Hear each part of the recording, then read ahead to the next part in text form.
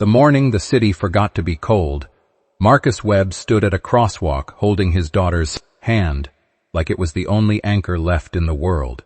He was 34 years old, broad-shouldered but lean from years of stretching every dollar, wearing a clean but faded navy jacket over a white button-down shirt he ironed at 5 in the morning before Lily woke up. His dark brown hair was short and neatly combed, his jaw carrying 2 days of stubble that wasn't a style choice, it was just Tuesday. His eyes, a quiet shade of amber, watched the light without impatience. He had learned patience the hard way. Lily was 7. She had her mother's nose and his stubbornness. And she wore a yellow raincoat even though there wasn't a cloud in the sky, because she had decided weeks ago that yellow was the color of being ready. Marcus had stopped arguing with her logic months ago. They were heading to the city employment center. Again, he had been a structural engineer once. A good one. The firm collapsed, not metaphorically. The parent company dissolved in a regulatory scandal, and Marcus had spent the last 14 months rebuilding something that resembled a life, from the rubble of a career. 3 interviews this month alone. 3 polite rejections. This morning, he had a 4th. "Dad," Lily said, tugging his sleeve as they waited. "What if today's the day?" He looked down at her. "What day?" "The day everything gets better." He smiled in the way only single fathers smile, with love so large it crowds out the grief behind it. Maybe it is, Bug. It wasn't. Not in the way either of them expected. But something was about to begin.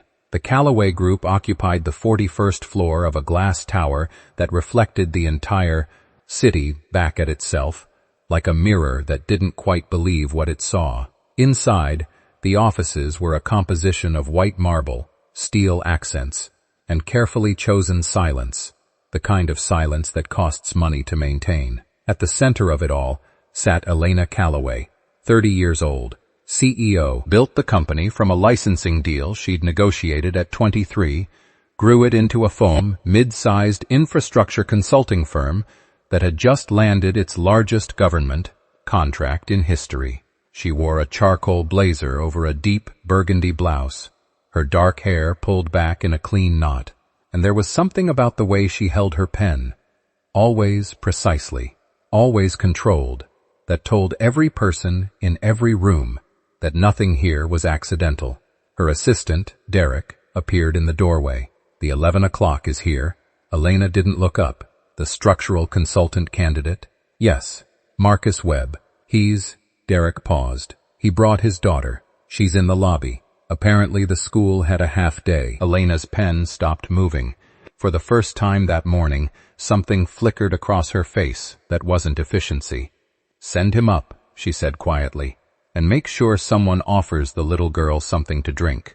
Marcus sat across from Elena Callaway in a room with floor-to-ceiling windows and tried not to grat. Let his palms sweat on the portfolio he'd dwindle. Spent 4 nights rebuilding after his laptop died last month. He didn't know her face. He didn't recognize the name beyond what he'd researched for the interview. He answered her questions the way he always did, directly, without performance, without selling himself as anything other than what he was.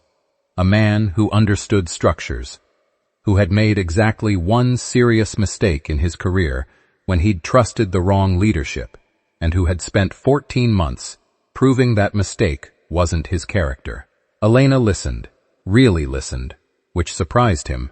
Most interviewers listened at about 40%. "Your firm dissolved in the Hargrove scandal," she said, not accusingly, just noting it. "Yes, you left 8 months before it collapsed. I raised concerns internally. They weren't addressed. I submitted my resignation." He paused. "I have the documentation, if it's relevant." Elena studied him for a long moment.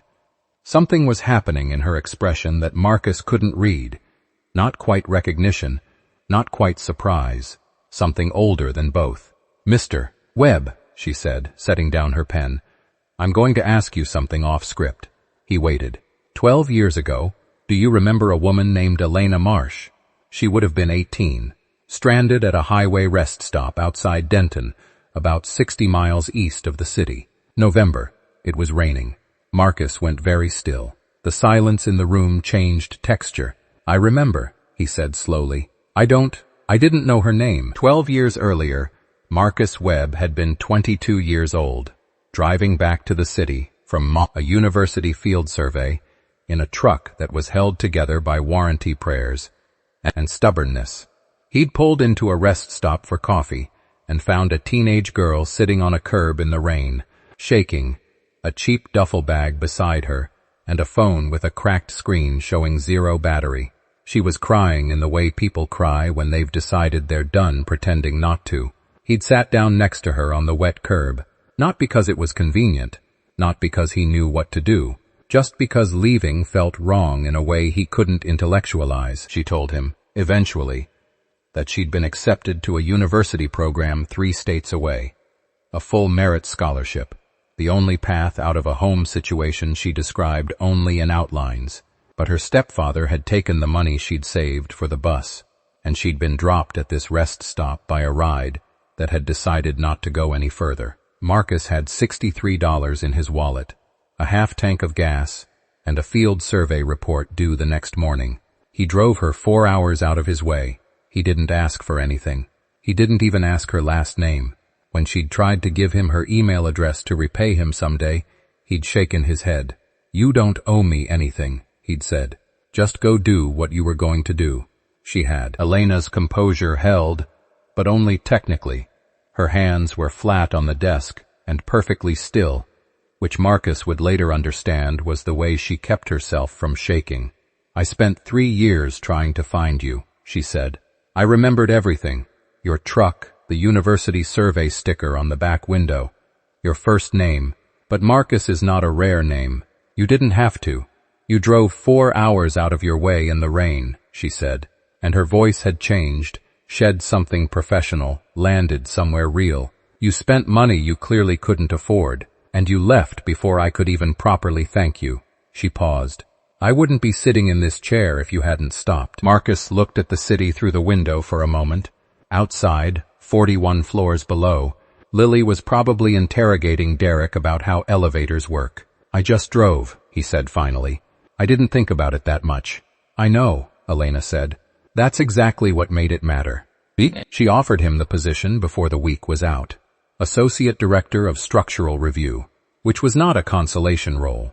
It was a real seat at a real table, and it was offered because his portfolio warranted it, and his references were exceptional, and Elena was precise enough to never confuse gratitude with professional judgment. But she also didn't pretend the history was irrelevant. What neither of them expected was what happened after. Lily, on the day Marcus came to sign the paperwork, escaped the lobby and appeared in Elena's office doorway, holding a drawing she'd made on the back of a visitor form.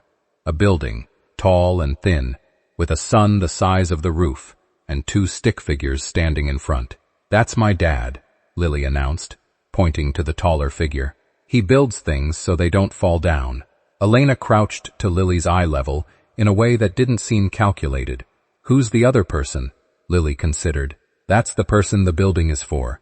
Dad says every structure is built for someone. Elena looked up at Marcus over his daughter's head. Something passed between them that had no professional category. The months that followed were not a fairy tale. They were better than that. They were real.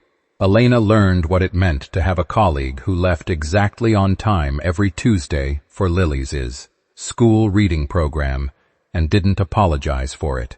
Marcus learned what it meant to watch someone carry the weight of a company on posture alone and never let the building show cracks on the outside. They had dinners that started as working dinners. Lily started calling Elena by her first name with the easy authority of a child who has decided someone belongs. There was an evening in the winter, in a small restaurant 2 blocks from the office, when Elena said quietly, I used to think what you did was a miracle. Marcus looked at her across the table. It wasn't. It was just a Tuesday. I know, she said. That's still what makes it a miracle. Lily, who had been listening with the focused attention of someone who understood more than raw adults credited, looked between them carefully. Then she put her hand over Elena's hand on the table. Small, certain, unhesitating. Neither adult spoke. Outside the window, the city moved the way cities do, indifferent and magnificent, and inside, that small restaurant, Three people who had been shaped by a single act of ordinary kindness 12 years ago sat together in the warmth they had, slowly and without drama, built for each other. Marcus Webb had driven 4 hours in the rain because leaving felt wrong. He had not known he was driving toward the rest of his life. He had not known that the girl on the curb would one day sit across from his daughter and hold her hand like she'd been waiting her whole life to do exactly that. He still didn't think of it as a miracle, but he had learned, finally, to stop arguing with Lily's logic. Maybe it was just Tuesday. Maybe that was exactly what miracles were made of.